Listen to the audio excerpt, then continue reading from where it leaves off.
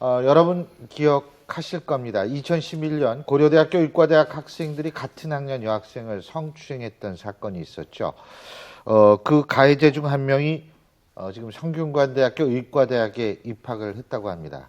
김 박사님? 네, 맞습니다. 2011년 5월입니다. 아마 국내가 다 들끓었는데요. 그 당시에 의대생 그 3명이었죠. 3명이 그 같은 학과 여학생 한 명을 같이 놀러 가가지고 이제 준강제 추행했어요. 잠자는데 이제 그 추행한 겁니다. 예. 그리고 이제 신체 부위를 그 사진 촬영해가지고 재판에 회부가 됐는데 그 당시에 검사가 그 구형한 구형량보다 이 판사님이 더 많이 그 형을 때렸어요. 그래서 예. 2년 6월을 이제 주범으로 불렸던 요번 사건에 성대에 입학한 그 박모 씨는 2년 6월을 받았고요. 예. 나머지 두 사람은 1년 6개월을 받았거든요. 아. 근데 그때 이제 왜 형량이 제일 많이 받았죠? 예, 많이 받은 이유가 피해자 이 박모 씨의 요번 그 성대 입학한 그 어머니가 그 피해 여학생의 행실을 묻는 행실이 어떠냐 뭐 이런 걸 묻는 설문지를 돌린 게 있었어요. 그것 때문에 이제 그 굉장히 피해 측을 자극하고 국민들한테 이제 비난이 폭주됐었고요. 그다음에 이제 본인들이 또 범행을 자꾸 부인을 했고 항소를 거듭하고 이런 게 이제 어떻게 보면 예, 박 씨는 잘못을 인정하면서 항소를 거듭했다라고 돼 있고 예. 아마 그 피의자의 행실을 묻는 설문지를 돌린 그거는 거는 다른 사람. 다른 부분이죠. 다른 그 예. 피의자 중에 한 어머니. 예. 이제 그런 게 이제 복합적으로 작용을 해가지고 고대 측에서는 이제 출교 조치를 시켰습니다. 예. 출교 조치라는 거는 이제 학적을 삭제해버리고 재입학을 못하도록 하는 조치입니다. 굉장히 센 조치인데 이제 형을 살고 나와가지고 이 사람이 2014년도에 성균관대학교 이제 그 의예과에 입학을 하게 된 겁니다. 아하. 근데 이게 어떻게 알려진 거죠? 이게요. 이게 뭐 뒤를 추적하지 않으면 알려질 수가 근데 이제 없잖아요. 그 당시에 워낙 여론이 많다 보니까 신상털기가 돼가지고 사진하고 이름이 다 나왔었어요. 예. 그랬는데 우연히 요번에 그 성대 동급생 중에서 성범죄자 알림 이 사이트가 있어요. 예. 거기에 들어가서 보니까 사진하고 비슷한 거예요. 확인을 해보니까 이게 이 친구가 그 당시 그 고대생이었구나 하는 걸 알게 됐고요. 예. 이제 뭐 이 고대생은 뭐 사실은 이제 평상시에 본인은 뭐 그냥 그 일반 대학에 그 이공계 대학에 댕기다 군대 갔다 왔다. 그리고 그리고 딴 학생들한테 이제 그렇게 그렇게 얘기를 얘기했다 했었는데 요번에 이제 결국 그게 드러나게 된 것이죠. 학교 측과 학생들 입장이 예. 좀 그럴 것 같은데요. 이 학생들 입장이 좀 반반입니다. 뭐 예를 들자면은 이제 여학생들 같은 경우는 당연히 그렇겠죠. 내가 이 사람과 함께 수업을 듣기가 굉장히 곤란하다. 그리고 이제 의대생 같은 경우에는 팀을 짜서 실습을 합니다. 실제로 환자를 만나서 이런 실습을 하는 과정에서 환자들에게 과연 이 나랑 같은 조인 이 사람이 그런 과거 성범죄 전력이 있는 것들에 제대로 고지를 하지 않은 것들에 대해서 의사로서의 윤리 같은 것들을 제대로 느낄 수가 없다. 이러한 학생들도 있고요.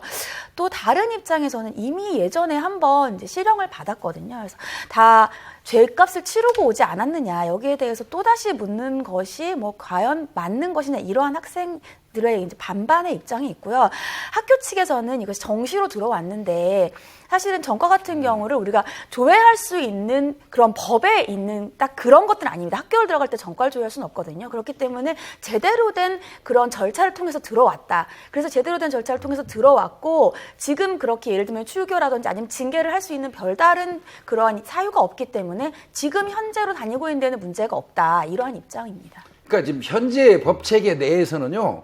이 사람을 학교를 그만두게 할 수 있는 방법은 실제로 없습니다. 그리고 의사 예. 졸업하면 의사 면허도 예, 취득할 수 있죠. 다만 이제 지금 보건복지부에서 추진하고 있는 게 의사입니다. 그것도 의사가 진료 중에 어떤 성폭행에 연루가 되면 의사 면허를 취소하는 방안을 연구하고 있는 지금 상황이거든요. 근데 이제 그 부분도 그거 쉽지는 않거든요. 사실은 이제 그런 상황이기 때문에 더더군다나 이 사람은 의대생이잖아요.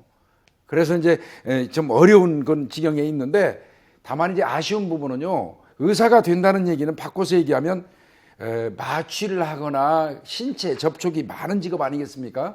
그렇다 보면 이 의사 앞에서 무방비 상태가 될 수 있어요. 여성들이라든지 이런 사람들이. 그런데 과연 그 성범죄를 저지른 전력이 있는 사람이 의사를 할 때 믿고 맡길 수 있겠느냐. 더더군다나 성범죄라는 건 재범률이 가장 많은 예. 범죄거든요. 예. 그래서 어떤 형태로건 어떤 구체적인 어떤 기준은 마련할 필요는 있겠다 싶습니다. 예. 이게 그 현명한 방법이 뭘까요? 글쎄요, 이제 뭐 좀 앞서 말씀 많이 해주셨지만, 이제 일반적으로 이 사실이 알려졌을 때 많은 사람들이 분노라는 게 또 많은데요. 또 소수 의견으로는 이런 것도 있습니다. 뭐 젊은 친구가 실수했는데 개과천선하고 할 수 있지 않느냐. 근데 여기에 또 단서가 뭐냐면요. 그래도 다른 예를 들어서 이 학생이 이공계 다른 공대라든지 가서 했으면은 또 이렇게 좀 잘 봐주는데 지금 앞서 말씀하신 것처럼 의사라는 게 환자하고 관계에 있어서 이런 신체 접촉 국면이 많은데 이런 성범죄를 가진 사람이 의사를 되는 것이 적법하냐 이렇게 묻는 여론이 좀 아직까지는 다수인 것 같습니다. 그래서 이런 소식 접하면 좀 답답하지 않습니까? 일단 기본적으로. 예, 답답한데.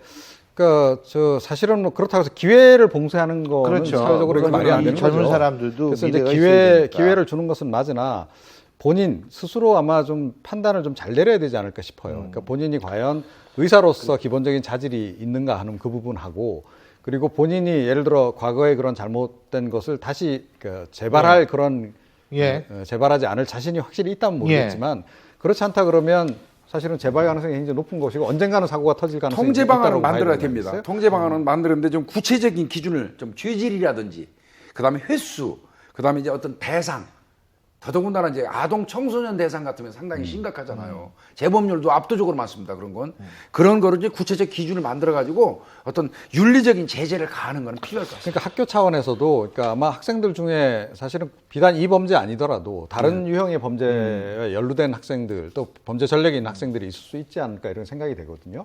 근데 그런 것이 학내에서 재발되지 않도록 뭔가 이렇게 뭐 학생 뭐 해책이라든가 이런 쪽에 조금 더 그 좀 섬세하게 좀 만드는 것이 좀 필요하지 않나 이런 생각이 좀 드네요. 예, 좀 착잡합니다. 어쨌든